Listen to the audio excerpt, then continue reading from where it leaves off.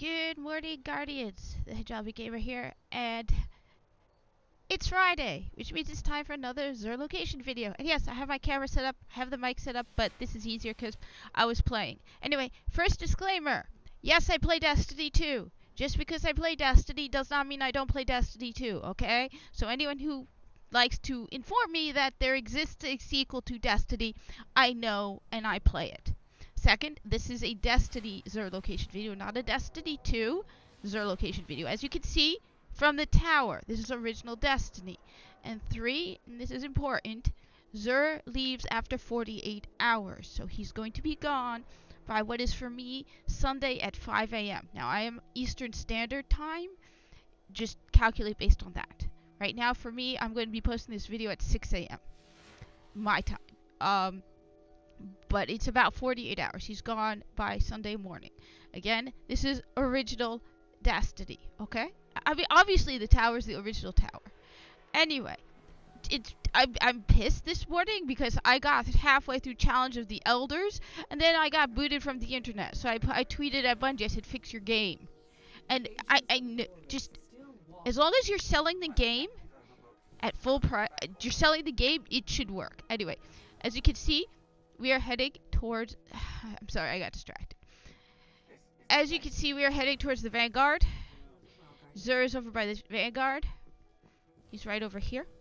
Okay. And he has new weapons this week. At least one new one. Anyway, first off, the usual legacy engram, 29 strange coins. As I said, I really feel like this is just way too much, especially for something that is generally useless. You know, most of the stuff you're going to get out of a legacy engram, you're only going to get the year 1 stuff, which you can only use in the Crucible, really.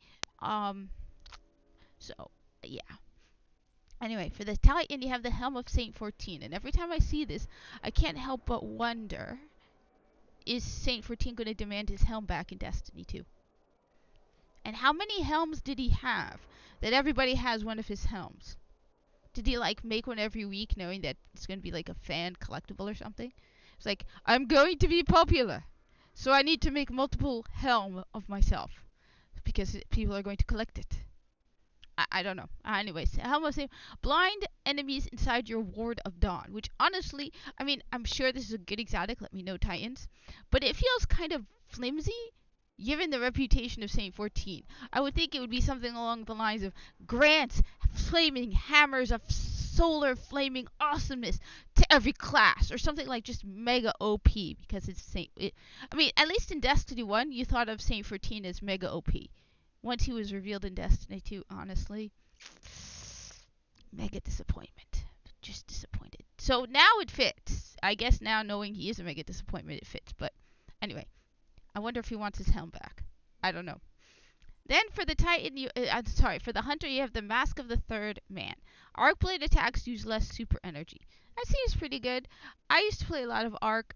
Honestly, I played more oddly Night Stalker because I used to be able to, in the Crucible, now I haven't done this in a very long time, but I would set my bow to 3 shots, and during Mayhem I would shoot people with the bow and just one-shot them with the bow. Just 3 shots, 3 kills. Yeah. Well, not always 3 kills, but I would get at least 1 or 2 kills. So that's why I used to use the Night Stalker. I used it a lot for the invisibility too. I wasn't a really big fan of Arcblade. I like Arc Strider now in Destiny 2. So let me know, as I said, I tend to focus on Bones of Ao and Frosties. Let me know, anybody who used this often, what they thought of the Mask of the Third Man. It looks pretty cool. Kind of hive-ish, but pretty cool. Then we have here the Claws of Ahamkara for the Warlock. Gain an additional melee charge. Let me know if you think that's a good one. Honestly, to me, that feels kind of weak, especially since for us, we get the Bones of Ao, which gives us another jump. And for the Hunters, we also get, I keep talking about this one, Knife Juggler. So you get an additional melee charge for an exotic. We get precision kills with throwing knife, immediately reset its cooldown. So basically, if you do precision kills with your throwing knife, you get constant melee. Can I laugh at the Warlocks? I know I'm gonna get a lot of angry Warlocks in the comments, but ha! Ha! Ours is cooler. And we don't even need an exotic. We got Knife Juggler. We don't even need an sorry, Warlocks. I'm sorry, Warlocks. But let me know, Warlocks, what you think of the Claws of Ahamkara. I'm not a big Warlock person. Let me know. Then we got the Nemesis Star, which is a machine gun. On trigger pull, this weapon's initial burst has a higher rate of fire. I definitely have it. I'm not a big fan of it. Because honestly, as I said in the past, I tend to favor exotic primary weapons because you get more primary ammo. So I tend to use a lot of, if you can see with me, I'm holding right now a lot more primary. These I have here because these are the ones Xur is carrying this week. But yeah, I just anyway. So Nemesis Star has on trigger pull, this weapon's initial burst has a higher rate of fire. And let me know. I mean, when holding down the trigger, range and accuracy increases its rate of fire, decreases, kills grant bonus grenade energy. I mean, that's good, especially given the state of Challenge of the Elders this week. No, never mind, I didn't say that. I was thinking, my brain is off. It's melee bonus this week. Let me know what you think of Nemesis Star. Never was a big fan of it. As I said, I tend to favor primary exotics.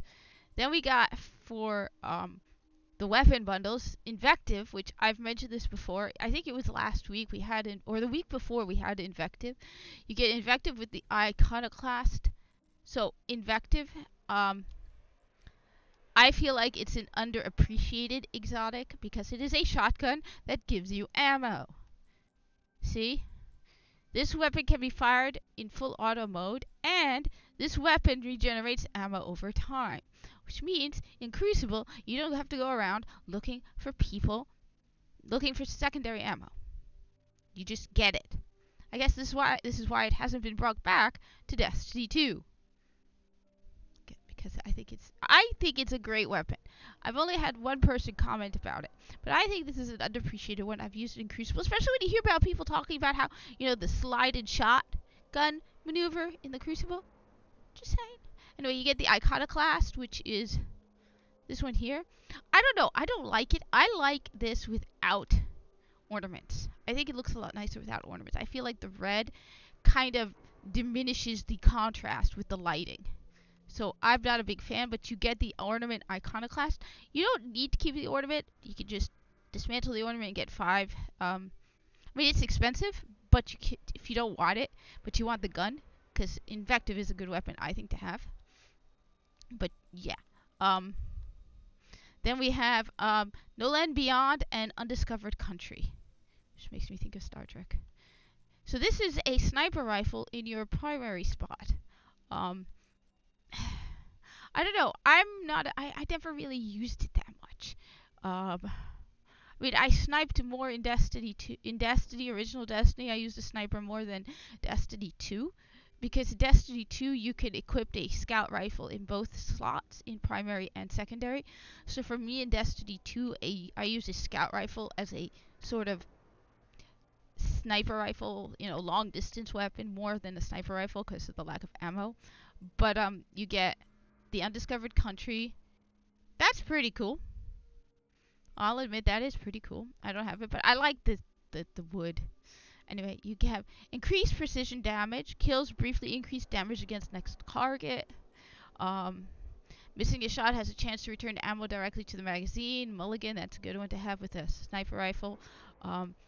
This exotic sniper rifle can be equipped in the primary weapon slot, which is a good thing as well. So it's a good weapon to have. Honestly, I've said this before. Just pick everything up. If you don't have it and you have the strange coins, just pick it up.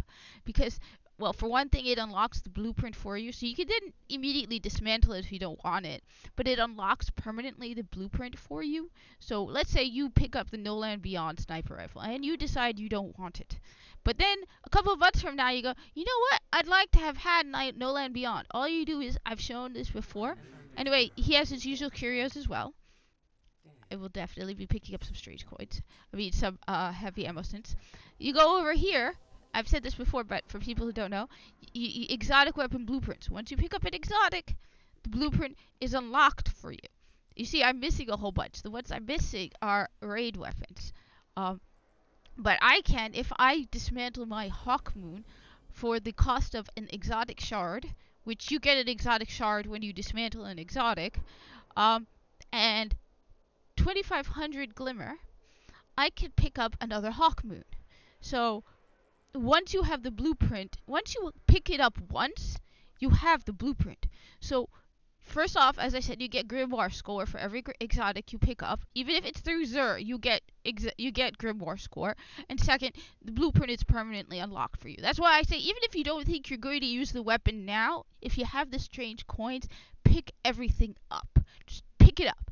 Even if it's a Titan thing and you're playing as a hunter, I used to pick up a lot of the exotics, even though it's not the class I play, because I knew it added to my Grimoire score.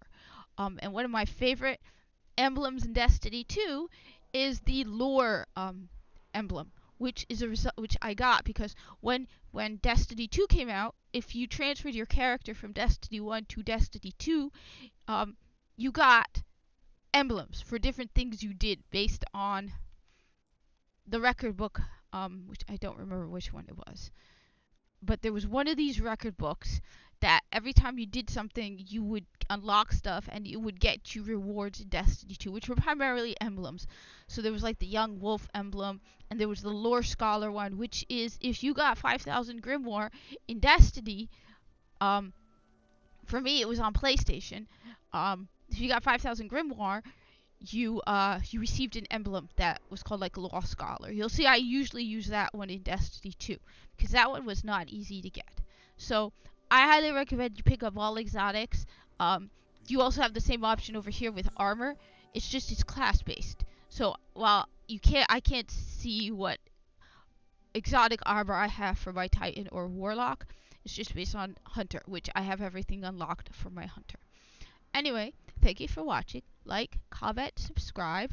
I'm going to try again to solo Challenge of the Elders. I'm really annoyed. Basically, I was halfway through and then I was booted and I had 0 deaths.